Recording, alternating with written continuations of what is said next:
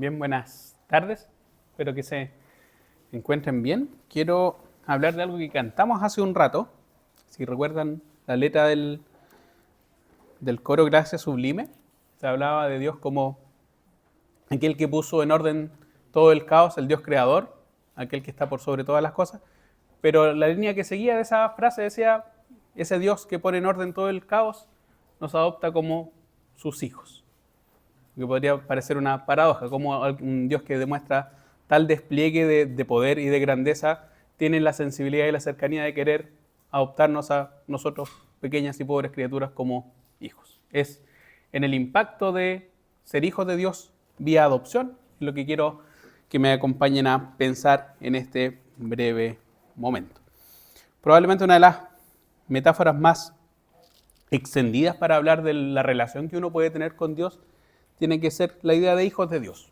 Probablemente aquellos que vienen por primera vez acá pueden partir de la premisa de que somos todos hijos de Dios como una condición por defecto o natural o esencial a nosotros en tanto seres humanos. Es decir, por el solo hecho de ser seres humanos, personas creadas a imagen y semejanza de Dios, en caso que creamos que Dios hizo el mundo. Ahora, si usted cree en la evolución, probablemente no tiene nada que ver, y ahí ya estamos hablando de otra cosa. Pero si usted asume que somos hechos a imagen y semejanza de Dios, usted puede tener la tentación de concluir que por defecto entonces somos todos hijos de Dios. Y lo que dice la Biblia es que en realidad no todos somos hijos de Dios. Ser hijo de Dios es un estatuto especial. Todos somos criaturas de Dios, y eso Pablo en Colosenses lo dice, todos somos criaturas de Dios, pero ser hijo de Dios tiene una condición especial. Y esa condición especial, ser miembros de la familia de Dios, es algo que se da vía un medio, y ese medio aparece, la palabra o el concepto aparece muchas veces en la Biblia, es la adopción. Quiero hablar de cómo Dios, este Dios que despliega un poder gigante, al mismo tiempo tiene la cercanía o la sensibilidad para querer que nosotros integremos su propia familia. La familia de Dios es una metáfora que aparece en la carta de Pablo a los Efesios. Esto es muy interesante porque cuando hablamos de salvación, partimos de la siguiente idea. Nosotros tenemos un problema que no tiene solución respecto al pecado. Cada uno de nosotros, como pecador, no tiene cómo lidiar con el tema del pecado. Somos incompetentes. La Biblia nos declara inmediatamente incompetentes para lidiar con el tema del pecado. No hay nada que nosotros podamos hacer o dejar de hacer para salvarnos a nosotros mismos. Necesitamos un Salvador externo a nosotros mismos, y ese Salvador es el Señor Jesús que, nuevamente tal como cantamos en ese himno, tomó la cruz por nosotros, tomó nuestro lugar. El Señor nos sustituye. Y Él es el que resuelve el tema del pecado. El tema del pecado, además, en la condición bíblica, tiene una consecuencia inevitable, que es la muerte. El pecado está asociado estrechamente a la idea de muerte. Así que de manera que cuando Dios nos salva, cuando Dios resuelve el tema del pecado, por consecuencia también resuelve el tema de la muerte y nos otorga vida. Es decir, la salvación envuelve justicia y regeneración.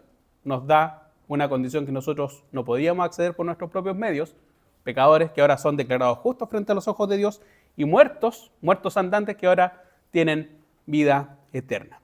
Pero si nos fijamos, esta es la cosa que me interesaría que pudiésemos aprender o tener en mente, que Dios podría haber hecho las mismas dos cosas sin cambiar nuestra relación. Podría haber decretado que somos justos y tener vida, pero no habernos adoptado como hijos. Uno puede hacer no se siguen necesariamente de todas las cosas. Usted puede ser justo y puede tener vida nueva, pero puede tener un estatuto diferente al ser hijo de Dios. ¿Por qué Dios quiere que seamos hijos? Y no solamente hijos, sino nos adopta como hijos. Y aquí quiero hablar de la idea de adopción, porque no solamente nos quiere presentar justos frente a sus propios ojos, quiere resolver el problema de la muerte dándonos vida, sino también quiere construir una relación cercana, otro tipo de relación. De manera que cuando Pablo en Efesios decía, ¿sabe que usted antes de ser adoptado o ser hecho miembro de la familia de Dios, usted era hijo de ira? Usted formaba parte de otra familia, la familia de la ira, la familia que estaba destinada a la destrucción, pero Dios en su gracia quiso que usted dejase de pertenecer a esa familia y ahora es trasladada a la familia de Dios. Dios no le basta, es tan gigante de eso cantábamos, es tan gigante la gracia de Dios que no solamente resuelve el problema del pecado.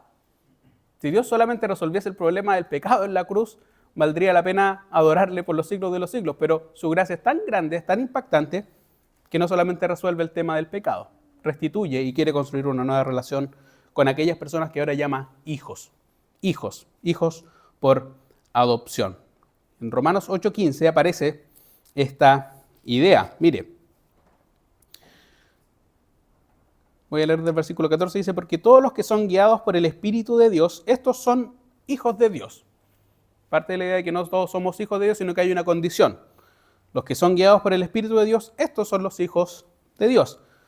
Pues no habéis recibido el espíritu de esclavitud para estar otra vez en el temor, sino que habéis recibido el espíritu de adopción por el cual clamamos Abba, Padre. Hemos recibido espíritu de adopción por el cual podemos ahora expresar, podemos llamarle a Dios Padre de una manera más cercana. Quizás una traducción de la cual quizás se hace uso y abuso es la idea de papi, una idea de alguien que llama a su padre con cariño, con ternura, con proximidad. Pero Dios nos hace hijos de Él por adopción. Ahora, ¿qué significa esto? Y esto es lo que quiero que lleguemos a concluir para impactarnos de la gracia de Dios. Lo primero que nos enseña la adopción es que cuando Pablo dice, mire, usted es hijo de Dios por adopción, él está de alguna manera moviendo una tecla, tocando una tecla, que el auditorio iba a entender perfectamente de qué se trataba que alguien fuese adoptado como hijo en ese contexto cultural específico. Un esclavo, piense que era un mundo con esclavos, el mundo de los romanos, un esclavo podía ser hecho hijo por adopción. Lo que hacía la adopción era que usted anulaba todo el historial que tenía hacia atrás, como cuando uno aprieta borrar historial en el computador o en el navegador de internet, borra todo el historial que usted tenía hacia atrás, tiene una nueva posición, un nuevo estatuto y al mismo tiempo tiene un nuevo futuro que se deriva de ese estatuto. Lo que Dios hace cuando lo adopta a usted es que cambia su pasado, modifica su presente y altera su futuro. Cuando una persona era adoptado por alguien en el mundo antiguo, ¿sabe lo que hacía? Se le cancelaban todas sus deudas. Piense que usted podía tener la deuda más grande, más impagable, pero una persona puede decir, tú eres ahora mi hijo. Y como eres mi hijo, esa deuda la pago yo, ya no existe. Porque ahora tú ya no eres fulano de tal, ahora eres mi hijo. Y como hijo tienes un nuevo nombre. Y como tienes un nuevo nombre, tienes una nueva identidad. Y no solamente, y esa identidad usted la puede conseguir, sabe que esto es muy interesante, la metáfora. Cuando hablamos muchas veces de adopciones, nosotros estamos siempre pensando en guaguas, en pequeños niñitos como de los primeros 3 años de vida, 5 años de vida, pero usted puede adoptar a alguien en el mundo romano a los 50 años, a los 60, a los 40. Nunca es suficientemente tarde para ser hijo de Dios, es una buena noticia. Si Dios adopta en cualquier momento de la vida. No es un momento que usted pueda tener solamente cuando es bebé. Usted puede ser adoptado como hijo incluso teniendo 80 años, teniendo 90 años. Se modifica, se clausura, se pagan todas las deudas que usted tiene una nueva identidad, ahora es hijo de, y por lo tanto tiene una nueva posición, es heredero, vive conforme a su nueva posición. Todo su futuro ahora es radicalmente distinto, pero es radicalmente distinto, ¿sabe por qué? Porque ha sido adoptado, porque ahora tiene una nueva posición como hijo, goza de beneficios, goza de una nueva identidad. Eso es lo primero que Pablo les quiere explicar a su auditorio cuando les habla de la idea de ser hijo mediante la adopción. Toda su identidad pasada ya no cuenta. Esa identidad de la cual usted quiere escapar está clausurada. Dios borra, hace tabula rasa con eso. Te reviste de una nueva identidad y en función de esa nueva identidad tú gozas de un nuevo privilegio, de una nueva posición. Ya no eres siervo, sino eres hijo. Y ahora puedes vivir como hijo de Dios. Por eso quiero insistir que no es algo que se derive naturalmente. Porque aquí vamos a la segunda parte de lo que nos enseña la Biblia respecto a la idea de ser hijo por adopción. Porque si nos lo pensamos, la adopción nos habla más que del carácter del hijo que va a ser adoptado, nos habla más bien de la identidad del que adopta. Piensa en esto. Un niño, un pequeñito que recibe la adopción en nuestros días, no hace nada particularmente importante, no despliega ningún tipo de talento, competencia, habilidad específica para que el padre o las personas que lo van a adoptar lo escojan. Todo brota del corazón del que adopta, no por los atributos del niño que es adoptado. No hay una competencia entre guaguas para mostrar quién es la que gatea más rápido, quién es la que hace más cosas. Entonces, esa guagua, por razones obvias, se ganó el derecho de adopción. Nadie hace eso. Sería absurdo que las guaguas compitiesen por eso. Toda la adopción nos habla más bien que de los atributos de los hijos, nos habla más bien de las virtudes y la disposición del corazón del que adopta. Todo tiene que ver con esto. Todo tiene que ver con esto. Nada tiene que ver con la competencia, con la capacidad del que es adoptado. Y Dios siempre funciona así. Cuando hablamos del pueblo de Israel, a veces en el Antiguo Testamento se habla de Israel como un hijo de Dios. Se ocupa la metáfora de filiación, el pueblo de Israel como el hijo de Dios y Dios como padre de Israel. Y a veces, el sionismo, por ejemplo, tiene la tentación, sionismo es una especie de ideología que transforma esta posición de pueblo escogido por Dios, de pueblo especial por Dios, en una especie de ideología política para exacerbar cierto nacionalismo. Y Dios tiene cuidado con eso porque les dice, por ejemplo, a los israelitas en Deuteronomio, esta expresión es súper interesante, en Deuteronomio, el capítulo 7, Deuteronomio capítulo 7, versículos 6 y 8,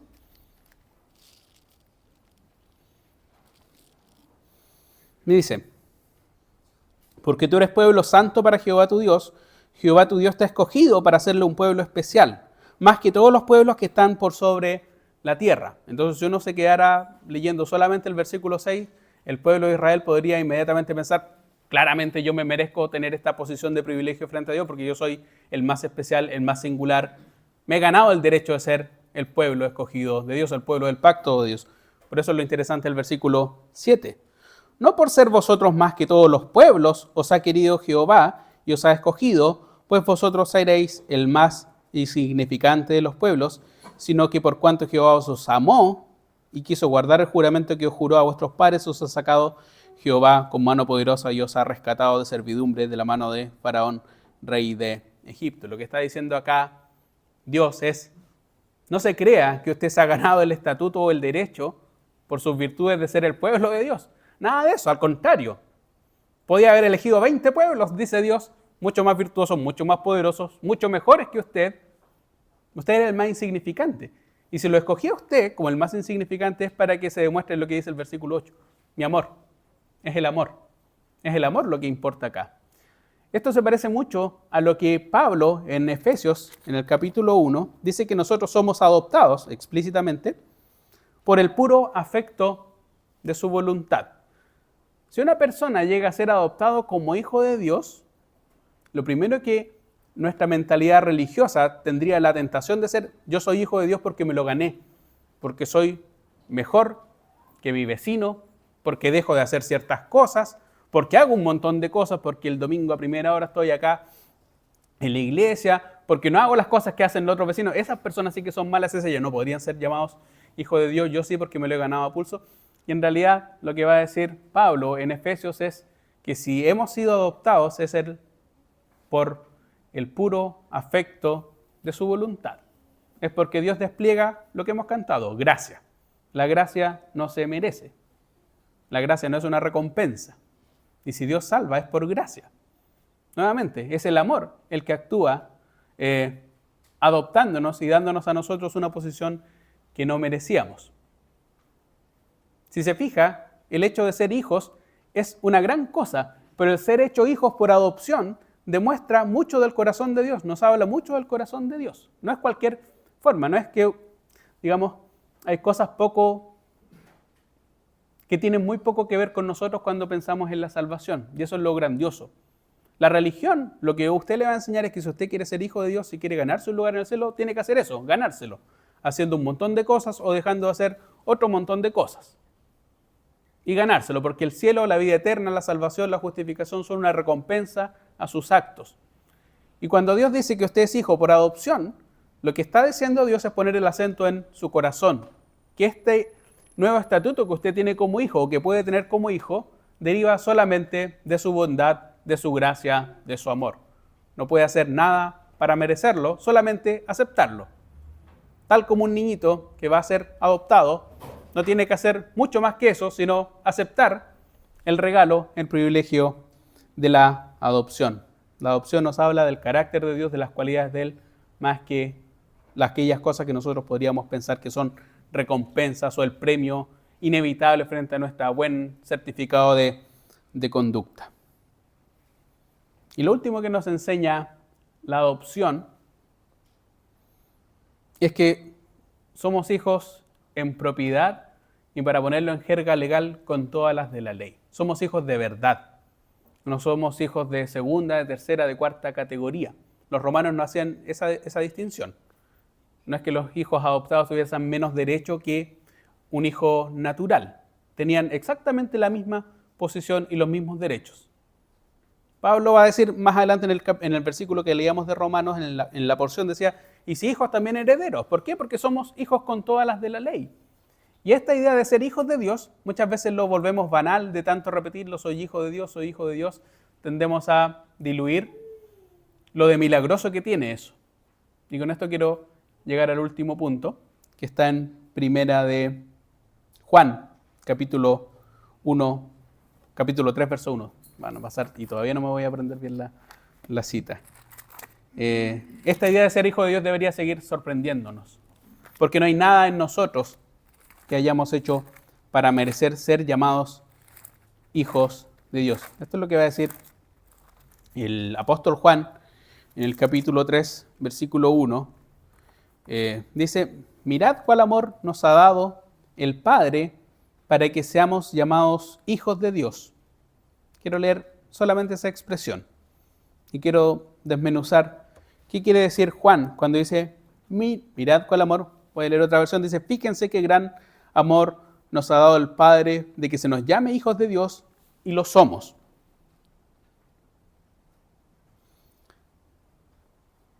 Lo primero que dice es, fíjese, preste atención a este nuevo estatuto que usted tiene. Debería sorprenderse de este nuevo estatuto que usted tiene, de ser hecho hijo de Dios, porque no ha hecho nada para ganárselo. Es algo que debería sorprenderlo. No es algo que usted pudiera dar por descontado o por algo obvio. Algo obvio sería, bueno, somos todas criaturas de Dios, somos todos hijos de Dios, entonces seguimos nuestra vida totalmente como si el título de ser hijo de Dios no significase nada.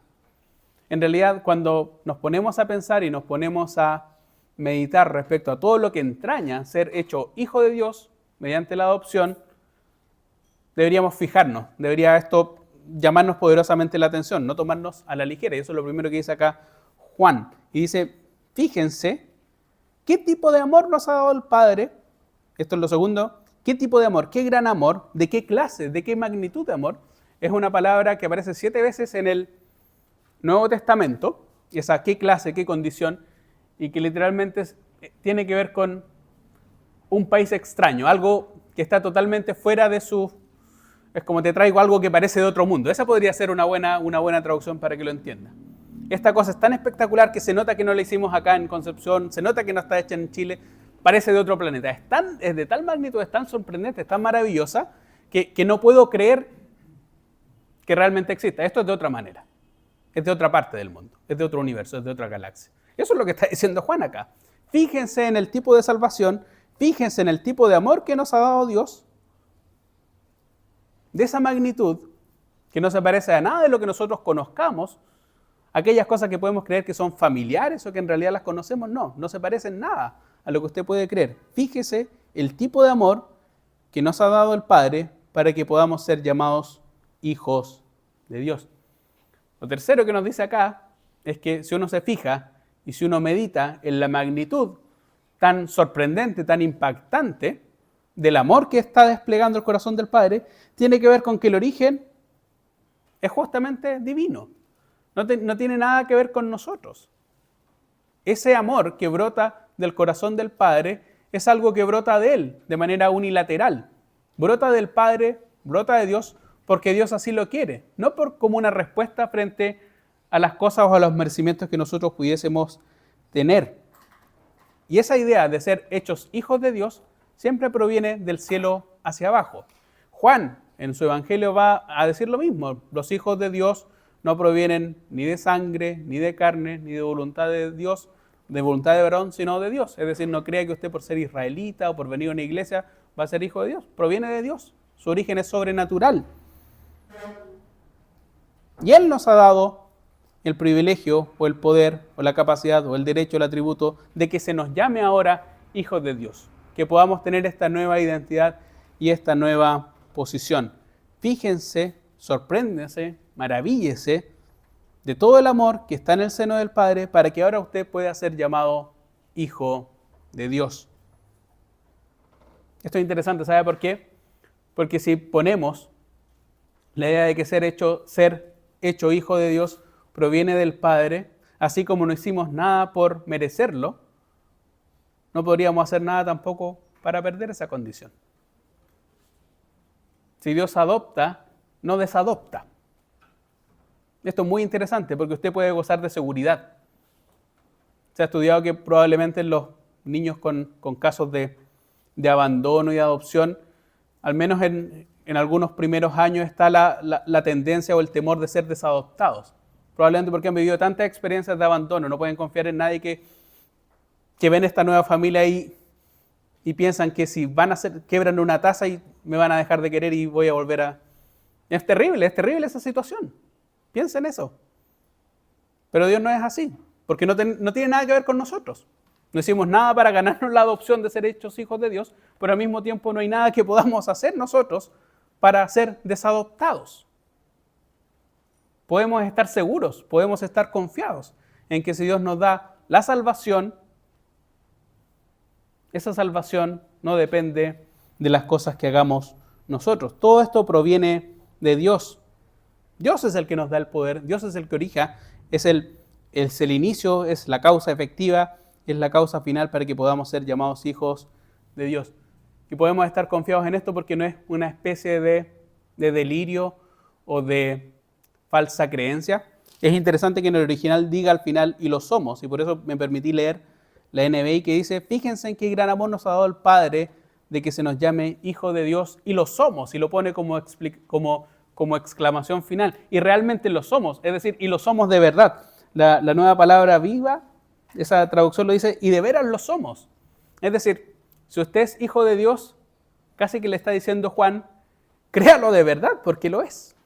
Y si lo cree de verdad, entonces su corazón se va a gozar, se va a impactar y se va a maravillar, porque se va a dar cuenta que no tenía nada en usted para llegar a tener ese tipo de posición. Créalo, no es una ilusión, no es una falsa creencia, no es una pura percepción subjetiva, y de veras lo es, y de veras lo es. Fíjese en el tipo de amor que le ha dado el Padre para que pueda ser llamado hijo de Dios, y de veras lo es, y de veras lo es. Quiero cerrar con esto. Dios no solamente soluciona el problema del pecado, te salva, soluciona el problema final del pecado, que es la muerte, dándote vida, sino también construye una nueva tipo de relación contigo. Quiere una nueva relación cercana, próxima, tal como la que quiere forjar un padre con un hijo. Y ese tipo de relación se forja a través de un mecanismo muy interesante que es la adopción. Y la adopción, tal como lo hemos aprendido, acá nos habla mucho más de las virtudes, de los atributos del corazón de Dios, de su gracia que despliega, más que de los merecimientos que nosotros pudiésemos tener. No hay nada en nosotros que nos haga candidatos número uno e inevitables a ser hechos hijos de Dios. Eso proviene por el puro afecto de su voluntad, porque somos adoptados. Y cuando somos adoptados recibimos una nueva identidad que clausura todo lo que hemos hecho hacia atrás y más bien nos pone en una posición donde albergamos esperanza, que es todo lo que tenemos hacia adelante y que va a ser el tema probablemente de la segunda parte.